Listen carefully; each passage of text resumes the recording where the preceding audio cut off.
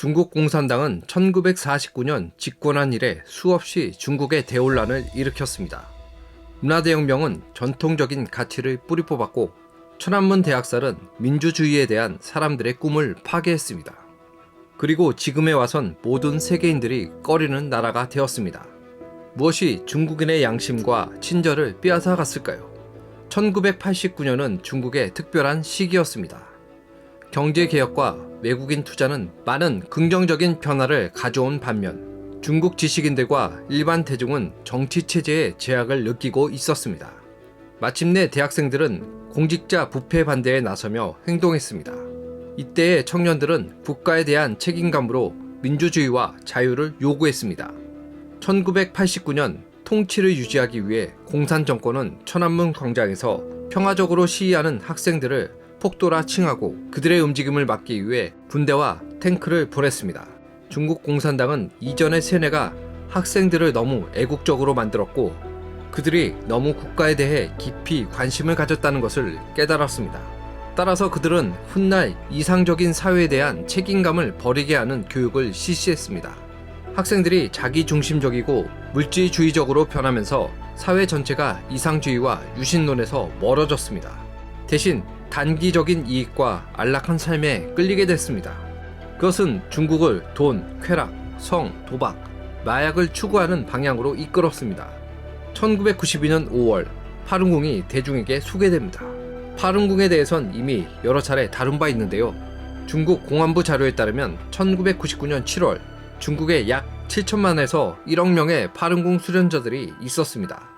중국 국가체육총국이 실시한 조사에서도 조사 참가자의 98%가 파룬궁 수련을 시작한 후 건강 증진을 경험한 것으로 나타났습니다. 하지만 당시 중공의 최고 지도자 장쩌민은 1999년 7월에 파룬궁을 탄압하기로 했습니다. 그는 모든 언론과 경찰에 파룬궁을 비방하라고 명령했고 파룬궁 수련자들은 감시, 납치, 감금을 했습니다. 파룬궁을 탄압하기 위해 법률, 정치, 사상체계를 남용함으로써 중국을 무법천지의 혼란으로 이끌었습니다. 시간이 흐를수록 공무원들의 성과, 기업체들의 성과, 주민 개인소득, 심지어 학생들의 성적까지도 파룬궁에 대한 태도와 직결됐습니다. 또한 중국 공산당의 강제장기 적출은 병원을 인간의 몸을 파는 정육점으로 바꾸었습니다.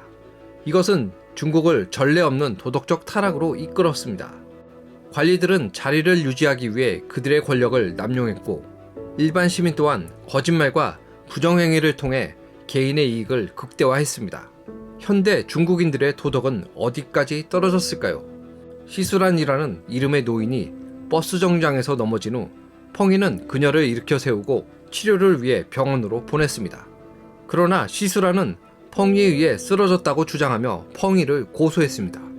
부모들은 이 이야기를 인용하면서 자녀들에게 노인들이 땅에 넘어지는 것을 보면 일으켜 세워서는 안 돼. 그렇지 않으면 돈을 갈취당할 수 있어. 라고 말했습니다. 2011년 10월 13일 2세 여아 외외가 광둥성 포산에서 차에 치였습니다. 운전자는 의도적으로 그녀를 2번 치였습니다. 총 18명의 보행자가 현장을 지나갔지만 아무도 도와주지 않았습니다. 결국 외외는 파리로 사망했습니다. 이런 사건을 제외하더라도 중국인이 관광지에서 하는 행위, 다른 국가에서 보여주는 거친 어투, 이기적인 행위는 중국 공산당이 중국인을 얼마나 망쳤는지 보여줍니다. 전통적인 중국과 중국 공산당은 전혀 다른 존재입니다.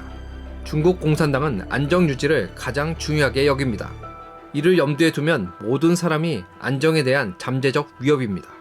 이런 위협에서 인권 변호사, 기본권을 호소하는 시민, 백신에 고통받는 사람들, 심지어 코로나 봉쇄 기간 동안 도움을 요청하는 시민들까지 포함됩니다. 거대한 감시망, 정교한 안면인식 기술, 그리고 첨단 인터넷 검열 도구들로 누구나 중국 공산당의 다음 희생자가 될 수 있습니다. 지금까지 에포크 픽이었습니다.